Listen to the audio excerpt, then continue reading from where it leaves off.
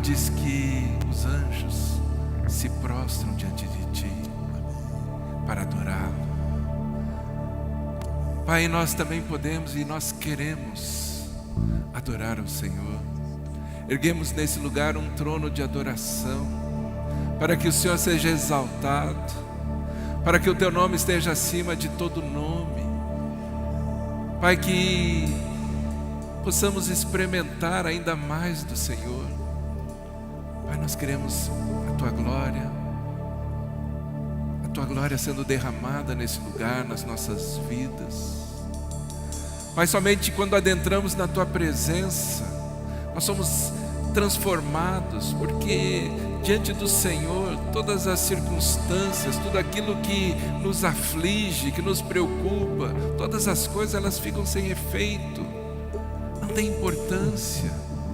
O mais importante é estarmos na Tua presença, é adorarmos o Senhor, é sabermos que o Teu amor, o Teu grande, infinito amor é derramado sobre nós a cada dia. Mesmo para aquele que não tem esperança, para aquele que anda triste, desanimado, nós sabemos que o Senhor nos ergue, o Senhor nos sustenta.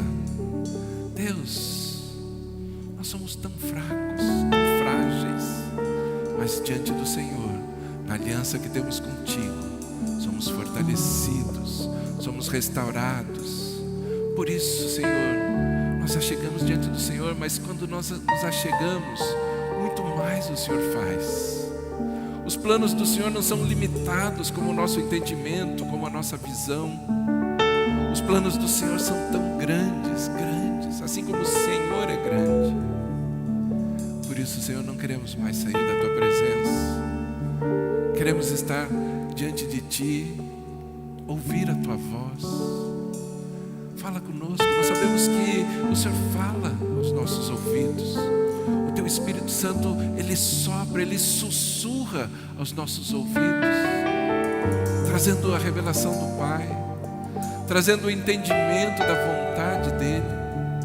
Senhor, e nós queremos nos derramar diante de Ti.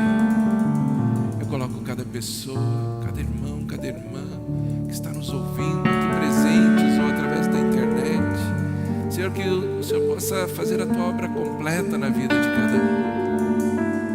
Senhor, e nesse momento que vamos falar da Tua palavra, que a Tua palavra ela venha nos preencher, venha nos fortalecer, venha nos revelar os segredos do Teu coração, para que possamos pôr em prática. Porque a Tua palavra, sem a prática da nossa parte, ela não tem efeito. Pai, nós mudamos quando o Senhor toca em nós.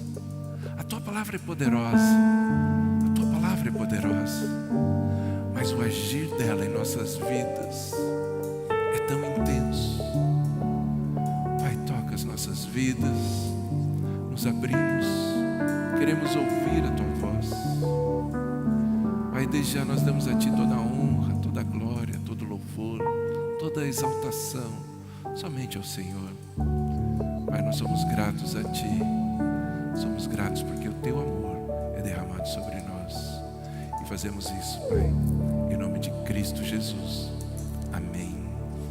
Eu quero compartilhar uma palavra ao seu coração, em cima daquilo que já começamos a falar. Já dissemos que esse ano nós vamos abordar esse assunto sobre o sacerdócio, entender o que é ser um sacerdote, e principalmente saber que ser sacerdote vem antes de ser rei. Mas primeiro nós precisamos exercer o ofício sacerdotal, saber o que é um sacerdote e fazer aquilo que o sacerdote tem que fazer. E a Bíblia nos relata muitas coisas a respeito da nossa atitude, da nossa ação como sacerdote. E eu creio que a gente precisa caminhar, a gente precisa ouvir, para a gente entender o todo de Deus.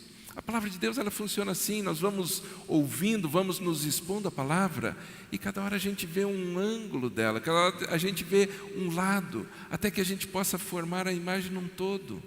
Deus é tão grande que Ele está acima de tudo. A gente não consegue ter a ideia da grandeza de Deus, da imensidão que é Deus. Aquilo que você imaginar, a coisa que te traz a sensação mais de infinito possível. Eu não sei o que te traz essa imagem de infinito.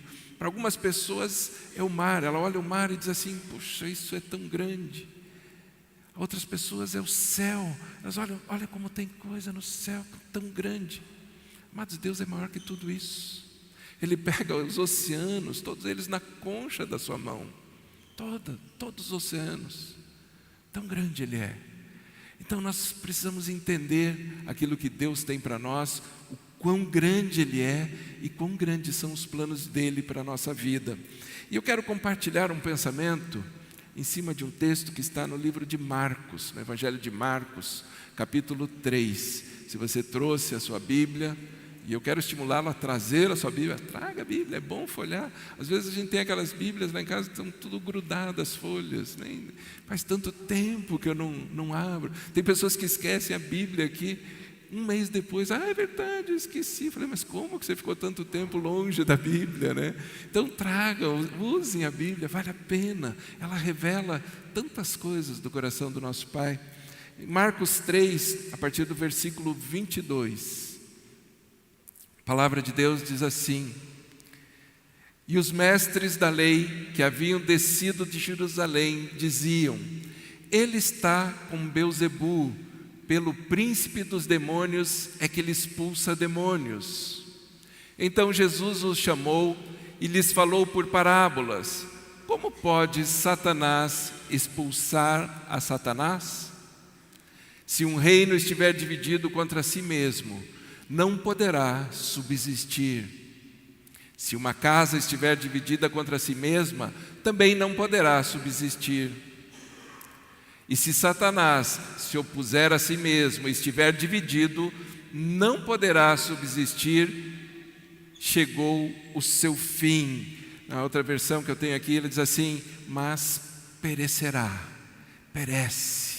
Amados, esse texto, Jesus, ele estava começando o seu ministério.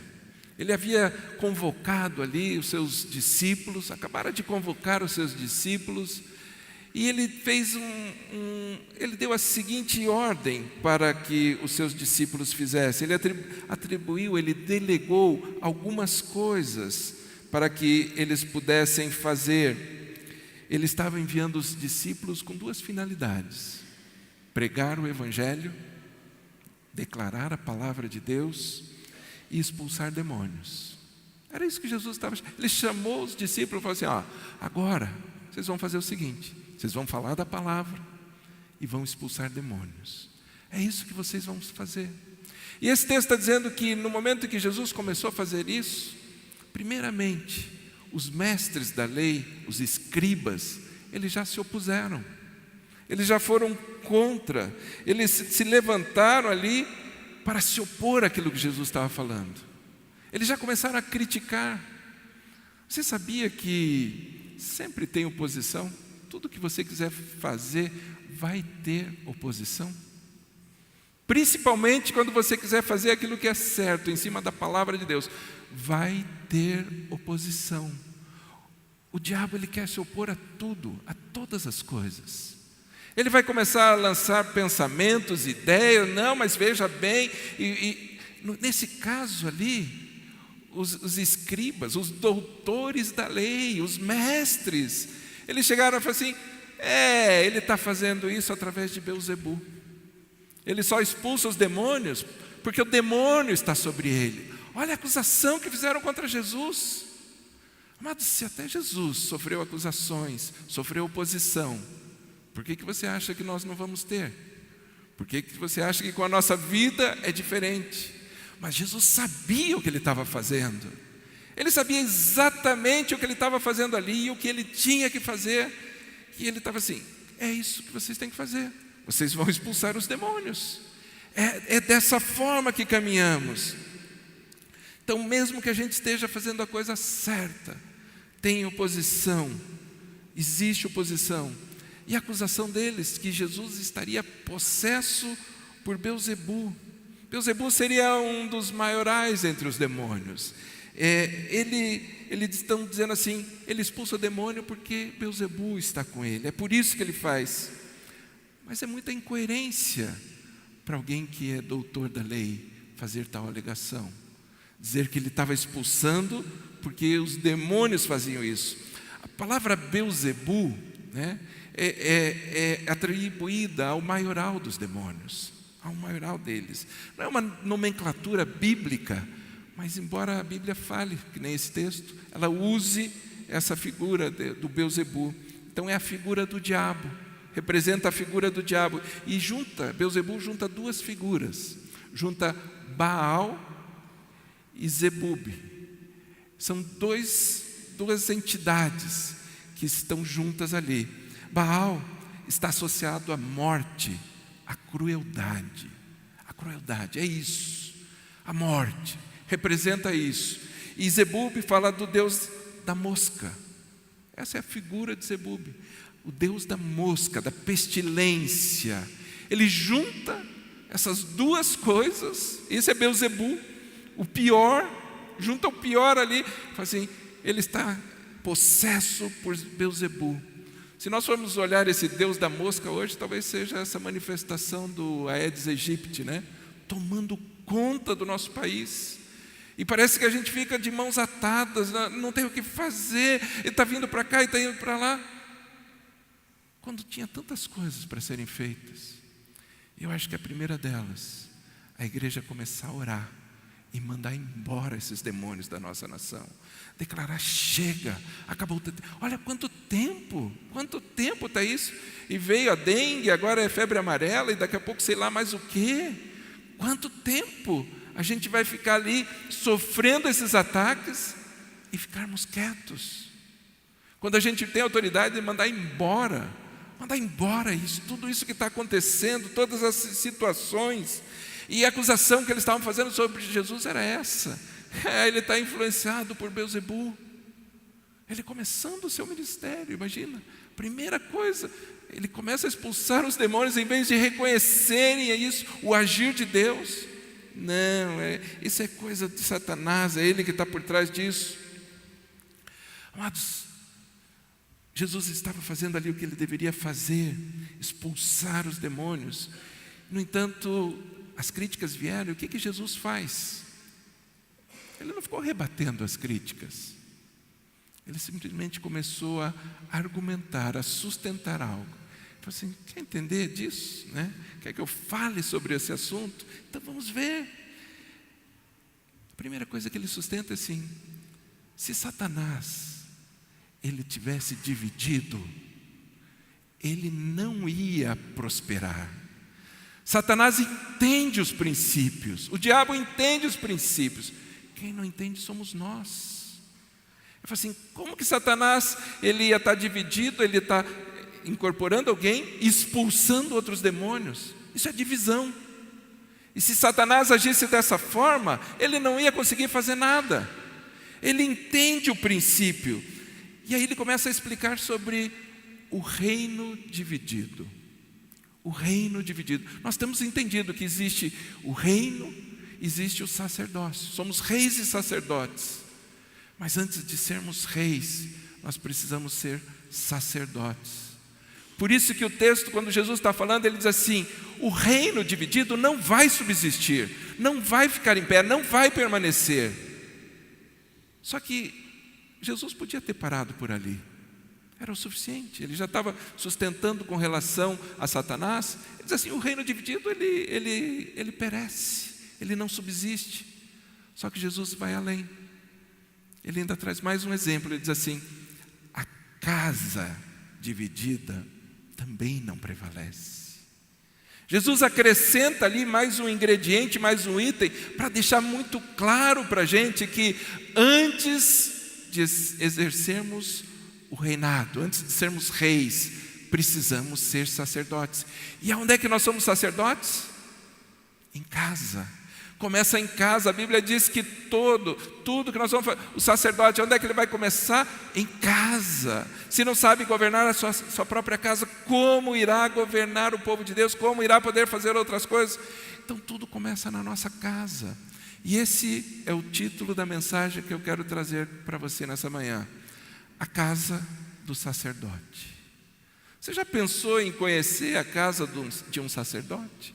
Como que é? Porque você conhece a pessoa quando você vai na casa dela, não é assim? Quando você entra na casa de uma pessoa, você conhece mais dela. Você já olha, quando a pessoa já fala assim, não repare a bagunça, o que você vai fazer? A primeira coisa que você faz, você já começa a reparar a bagunça. Meu Deus, olha que bagunça que está. Você já repara, ela já chamou atenção para você não fazer aquilo. Mas quando você vai na casa de alguém, você conhece, você sabe como que é. O que o texto está dizendo assim, Jesus está falando, a casa de um sacerdote, ela não pode ser dividida. Se uma casa for dividida, ela vai perecer, ela não vai subsistir, ela não se mantém. Então, Jesus está trazendo um ensinamento tão forte aqui, para cuidarmos da nossa casa. Cuidarmos primeiramente da nossa casa, pois até o diabo sabe que uma casa dividida, ela não prospera. Se a gente não souber, se a gente fizer de conta que não vê, pior é. A casa também irá perecer. Nós temos falado sobre o sacerdócio, falamos isso a semana passada, e entender a nossa posição de sacerdote. A posição de sacerdote não é autoritarismo, não é impor nada. O sacerdote, ele tem algumas funções, ele exerce as funções, e nós precisamos entender as funções de um sacerdote. Porque Jesus disse, se a casa estiver dividida, se a sua casa estiver dividida, ela não subsistirá. O termo que Jesus usa é subsistir, foi a tradução pelo menos, né? A palavra que é usada no grego é esteme. A palavra esteme, ela significa ficar em pé. É isso que significa. Ela assim, não subsistirá, não vai ficar em pé, vai cair. É o que Jesus está dizendo, essa casa vai cair.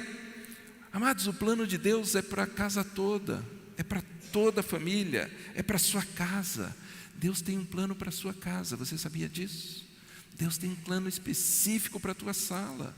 E você, como rei, sacerdote, como rainha, como sacerdotisa da tua casa, você precisa entender, falar assim, eu quero cuidar, eu vou cuidar da minha casa.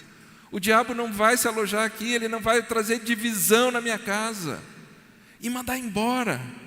Amados, o plano de Deus é que as casas fiquem firmes, sólidas. É esse o desejo de Deus, casas estáveis. E não está falando aqui do prédio, da construção. Ele está falando das pessoas. Tudo, quando Deus fala, é com relação às pessoas, com relação às famílias. E se uma casa estiver dividida, ela não subsiste, ela perece. Jesus está falando isso. Ele está trazendo essa mensagem. No entanto, a gente vê algumas pessoas concordando que sua casa seja dividida. Algumas pessoas veem a casa sendo dividida e não se levantam, não fazem nada. Permanece ali, é mesmo, está caindo ali, está caindo aquela parede. Tem que escorar, vamos pôr alguma coisinha ali para tentar segurar, dar um jeitinho. Amados, tem que buscar soluções fortes, imediatas. Quando Jesus está falando sobre a divisão de uma casa, nós temos que ver o oposto da divisão. O oposto da divisão é bênção, são as bênçãos de Deus sendo derramadas. Quando existe divisão, não vai prosperar, não vai subsistir, mas o contrário disso é derramar as bênçãos do Senhor sendo derramadas todos os dias. É o oposto. Outro dia uma pessoa perguntou assim, pastor, qual é o oposto do amor? O que é o oposto do amor? Mas se você for ver o que representa o oposto do amor, algumas pessoas entendem que é o ódio. O ódio é o oposto do amor. E com certeza é. E a gente vê o ódio sendo manifesto tanto nos nossos dias. Guerra em tantos lugares, ameaças, brigas, até no trânsito, o ódio sendo manifesto. E quando o ódio se manifesta, não tem como haver o amor. O amor, ele some, ele acaba.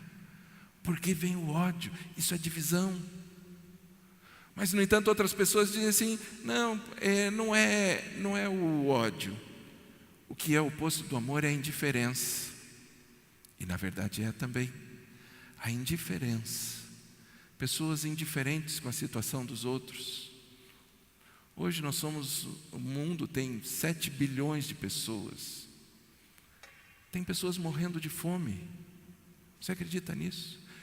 Estudo da FAO, que é um órgão da ONU, responsável sobre alimentação, agricultura, eles fizeram um estudo, eles disseram assim, a produção de alimentos é mais do que suficiente para atender a fome de todas as pessoas do mundo. Todas. Ninguém precisaria passar fome. No entanto, quantas pessoas passam fome? Um estudo da Unicef diz que 1.400.000 pessoas, 1.700.000 pessoas de crianças passam fome no mundo. É quase o tamanho de Curitiba. É como se Curitiba inteira, é tudo criança aqui em Curitiba. Todos passando fome. Fome. Isso é indiferença. É o oposto do amor. Sendo indiferente com tantas coisas. Por quê? Porque alimentos são desperdiçados, jogados fora, e pessoas passando. Então, é o oposto, totalmente o oposto. A indiferença talvez seja pior porque é um tanto faz. É uma reação silenciosa. A guerra já é mais explosiva, o ódio já é mais explosivo. Quando você está com ódio, você manifesta o ódio, explode. E será que não acontece isso em algumas casas? Algumas pessoas explodindo, deixando o ódio aparecer. Mas existe a indiferença também. A indiferença. É o dar de ombros. Tanto faz. Não estou nem aí mais. E a gente vê tudo isso acontecendo. No entanto, o Carl Jung, que é o pai da psicologia analítica, ele argumenta de um outro sentido. Ele diz assim, o contrário do amor é o poder. É o poder. O poder é o contrário do amor. Toda vez que você se apodera de uma pessoa, você tira dele a possibilidade de ele ser quem ele é, dele ser natural. E ele diz assim, não existe nada pior ao ser humano do que deixar de ser quem ele é, de abrir mão daquilo que ele verdadeiramente é. E Carl Jung, ele diz o seguinte, onde impera o amor, não há desejo de poder. Onde o poder predomina, a falta de amor. Um é a sombra do outro. Um é a sombra do outro. Então nós temos que tomar cuidado, os sacerdotes, para que o exercício da autoridade não seja em cima desse poder, do autoritarismo. Não é assim. Não é dessa forma que se manifesta. Mas saber que precisa cuidar para que não haja divisão, para que não haja separação, liberar o amor. Amados, e a gente vê essas coisas acontecendo na casa de muitas pessoas. E pasmem, inclusive na casa de pessoas que são cristãs. A gente vê atitudes assim, casas sendo divididas, dentro de pessoas que ouvem a palavra, que conhecem a palavra. A divisão traz dano para toda a casa. Se tem uma coisa que vai trazer dano na sua casa, é a divisão. No entanto, a unidade, ela traz bênçãos. O que nós precisamos buscar é a unidade. Como igreja, como família, nós precisamos buscar unidade. Essa deve ser a nossa busca. Deus, Ele caminha, Ele se move na unidade. É na unidade, é ali que acontecem as coisas. Quando a Bíblia está falando sobre a Torre de Babel, ali os homens se uniram e o propósito estava errado. Mas Deus diz assim, não há impedimento para o que eles quiserem fazer. Tudo o que eles quiserem fazer vai se cumprir. Porque eles são um povo, eles são um só, falam a mesma língua. Não há limites, não tem limite para o que quiser fazer. É isso que Deus está falando para o povo. A maior estratégia de Satanás contra uma família é semear divisão. Ele semeia divisão. Por isso é tão difícil, muitas vezes, um casal entrar num acordo. Satanás vem e semeia divisão. Mas a graça de Deus, ela é derramada sobre qualquer grupo que se une, sobre todas as pessoas que estão unidas. Assim foi na igreja de Atos. O povo estava unido lá no cenáculo, todos unidos em oração, juntos. E ali o maior mover, o derramar do Espírito Santo vindo sobre a presença de cada um, porque eles estavam unidos em oração.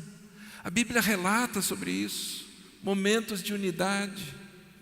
Diz que quando Paulo e Pedro eles estavam na prisão, eles saíram da prisão, a primeira coisa que eles fizeram, qual foi?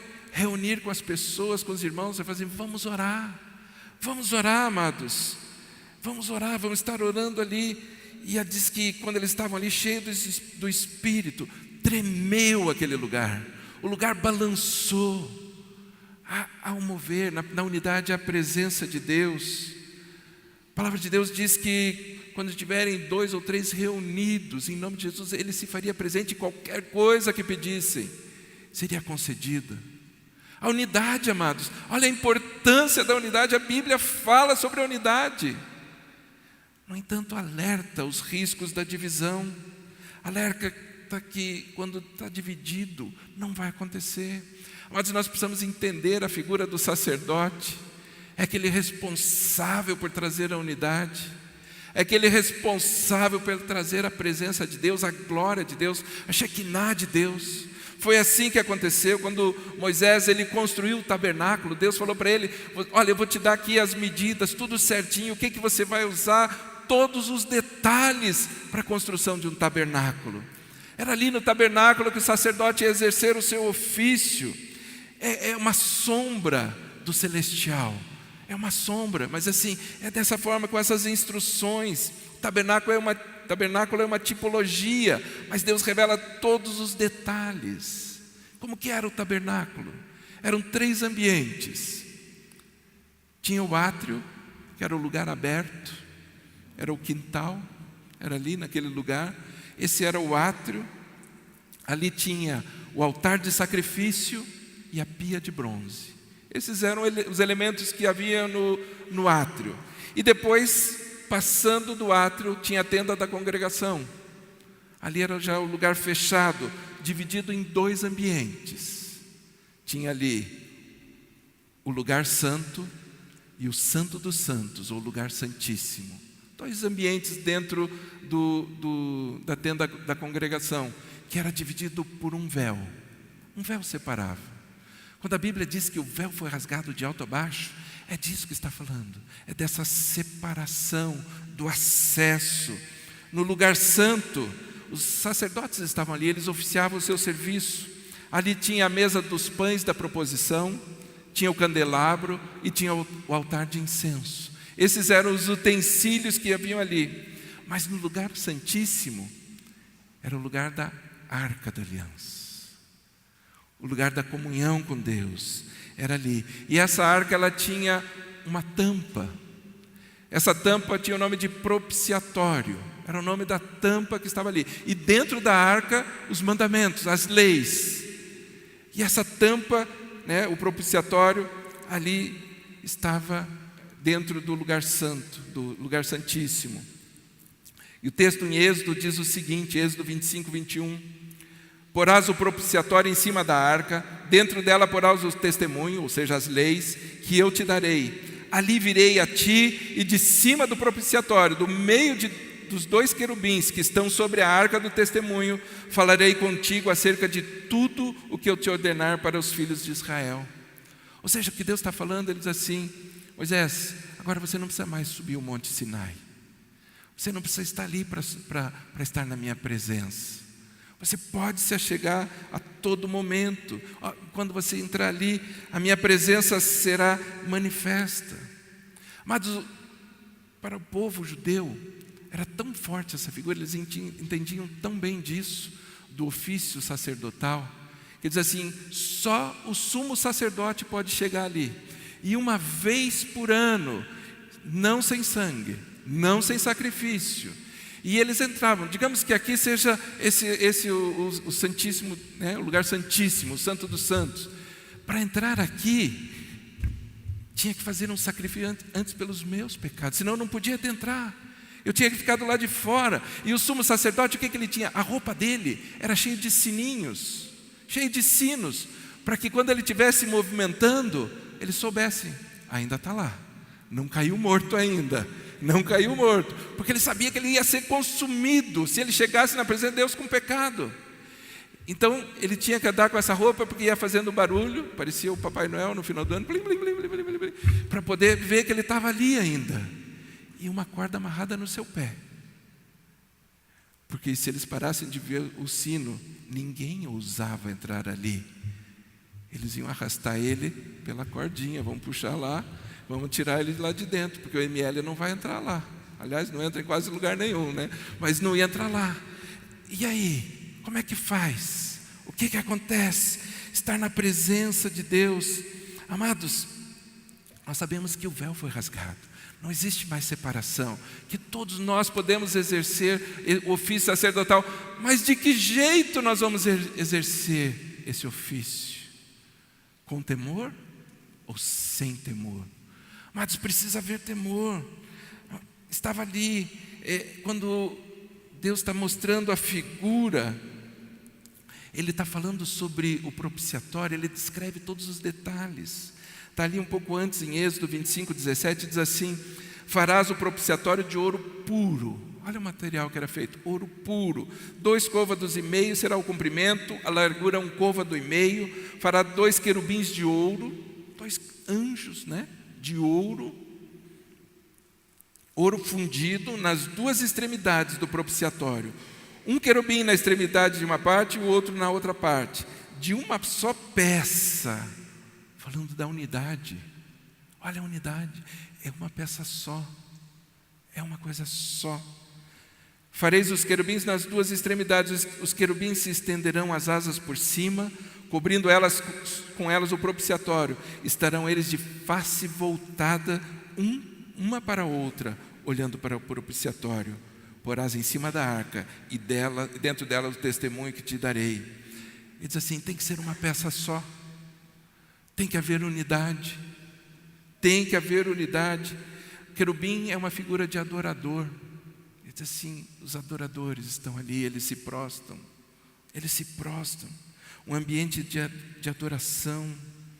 Aquela expressão que é falada, né? Deus está entronizado entre os querubins. Ela vem daí. Entronizar a Deus. Declarar a Ele que somente é nele todas as coisas acontecem. É esse ambiente de adoração. Quando tem adoração, tem unidade. Muitas casas não tem adoração, não tem louvor. Precisa ter adoração na sua casa. Precisa o momento do culto doméstico, culto familiar, que a gente tem batido tanto, né? Batido nessa tecla. É por isso, erga ali um trono de adoração para Deus, em unidade. É isso que nós estamos fazendo, porque onde tem adoração tem proteção. Os anjos estão ali com as asas estendidas, um sobre o outro. Isso fala de proteção. O Salmo não diz assim: debaixo das tuas asas estarei seguro. Amados, qual é o lugar de segurança? É debaixo das asas do Senhor, é ali, esse ambiente de proteção. E nós precisamos disso. Precisamos ter isso nas nossas casas, um lugar de proteção, um lugar de unidade. Amados, e a gente vê casais brigando, casais em desajuste. Alguns estão num ponto de nem falar com o outro, de virar a cara. Mas Deus não deu a instrução de dizer assim: coloque os 2 querubins, um de costas para o outro. Ele falou, um de frente para o outro. Isso fala em transparência, fala em jogar aberto, em sinceridade. Tem que haver sinceridade. Amados, tem casais que escondem tantas coisas, vão acostumando a esconder um do outro. Qual é o casal que você sabe que um deles tem um amante ou uma amante e fala assim: olha, agora eu estou tendo uma amante aí, está aqui, ó, tá aqui no meu celular, tem o telefone aqui. Não, pelo contrário, começa a esconder tudo. É de frente, é face a face, é olho no olho, olho no olho. Porque quando você começa a esconder, você vai escondendo e aquilo vai se tornando um perigo. Tem casais que seguram, tem pessoas que seguram isso há anos. Ah, pastor, mas se eu abrir isso, vai ser um problema. Não, não vai ser um problema agora, foi o problema quando fez. É lá que foi o problema. Agora é a solução, tem que haver ajuste. Casais que brigam na frente dos filhos, brigam aonde for, no supermercado. Você está andando assim, daqui a pouco você fala: o que está acontecendo ali? Estão brigando. Briga em toda parte. Tem coisas escondidas. Tudo isso é terrível. Quando a Bíblia diz que o homem vai deixar pai e mãe e se unir à sua mulher e ser uma só carne, está falando dessa unidade. Ele diz assim: antes você tinha unidade com seu pai, com a sua mãe, você caminhava ali debaixo da autoridade deles, e respeitava, honrava pai e mãe. Honra é princípio, e se aprende em casa. O sacerdote que precisa ensinar honra para os seus filhos. Para o filho honrar o pai, tem que ensinar, tem que mostrar isso. Mas diz assim: agora você vai se unir à sua mulher. Agora é uma nova aliança. Agora você tem unidade com a sua esposa. É com ela que você precisa ter unidade. E deixa as outras coisas, deixa tudo. Amados, a casa dividida, ela impede o agir de Deus. Ela impede. A forma como eu vivo como família, ela afeta o meu relacionamento com Deus. Tem gente que diz assim: ah, pastor, eu estou em briga, a gente está lá nessas coisas e tal, mas o meu relacionamento com Deus eu não perdi. Perdeu sim. Ah, perdeu. Já perdeu. Já não é mais a mesma coisa. Com certeza não é mais o mesmo. Se não houver a unidade ali em casa, você perde no teu relacionamento com Deus. Você perde. Não tem como dizer: eu tenho um bom relacionamento com Deus está tudo bem, mas aqui em casa só briga. Não vão conseguir entrar em acordo. Uma casa dividida, ela não subsiste, ela não fica em pé, ela vai ruir cedo ou tarde, vai ruir, vai cair. E algumas pessoas dizem: ah, isso tudo é culpa do diabo, é o diabo que está fazendo essas coisas lá em casa. Mas nem tudo é culpa do diabo, nem tudo é culpa dele. Tem gente que diz assim: a culpa é minha, eu ponho aonde eu quiser. Mas não é assim não. A culpa muitas vezes é porque a gente não toma posição. A gente não coloca, não assume a posição de sacerdote, daquele que tem temor, daquele que quer estar na presença. E agora eu não preciso estar uma vez por ano, eu posso estar um momento, todos os momentos. Todos os momentos. E tem gente que não pega nem uma vez por ano. Ficou pior do que era antes. Amado, se foi liberado, é para estar mais vezes, não menos. Não menos. Na presença dEle. Existem lutas, claro que existem. Existem batalhas espirituais. A Bíblia diz em Efésios que a nossa luta não é contra carne e sangue, mas contra principados e potestades.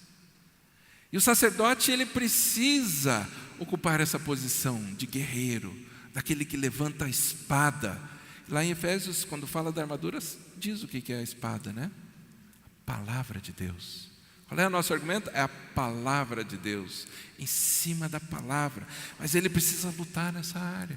É o sacerdote que guerreia, é o sacerdote que se levanta e manda embora o espírito que está batendo sobre a casa dele, seja o espírito que for. Muitos casais ficam presos porque não conseguem se relacionar e depois não conseguem se perdoar. O perdão, ele vem para trazer restauração, ele vem para mudar todas as coisas. Um relacionamento saudável fortalece o sacerdote. O sacerdote é fortalecido nesse relacionamento. Há um texto no livro de Tiago que diz assim, Tiago 3,13: Quem entre vós é sábio e inteligente? Mostre em mansidão de sabedoria, mediante, acho que a minha versão está diferente, né? Tem entendimento entre vocês, que o demonstre por seu bom procedimento, mediante obras praticadas com a humildade que provém da sabedoria. Contudo, se vocês abrigam no coração inveja amarga e ambição egoísta, não se vanglorie disso, nem negue a verdade. Esse tipo de sabedoria não vem dos céus, mas é terrena, não é espiritual, mas é demoníaca. Pois onde há inveja e ambição egoísta, aí há confusão e toda espécie de males. Mas a sabedoria que vem do alto é antes de tudo pura, depois pacífica, amável, compreensiva, cheia de misericórdia, de bons frutos, imparcial e sincera. O fruto da justiça semeia-se em paz para os pacificadores. Diz assim, essa sabedoria não é dos céus. Quando existem essas divisões, quando existe a inveja amargurada, um sentimento faccioso, um sentimento de divisão, se entrou um sentimento de divisão, e tem gente concordando, dizendo assim, eu quero me separar mesmo. Sentimento de divisão. Diz assim, isso não vem dos céus. Isso não vem dos céus. Isso daí é maligno. Então, nós podemos ver por esse texto que existem vários tipos de sabedoria. Qual é que nós estamos usando? Qual a sabedoria que nós estamos usando na nossa casa? Tem confusão lá?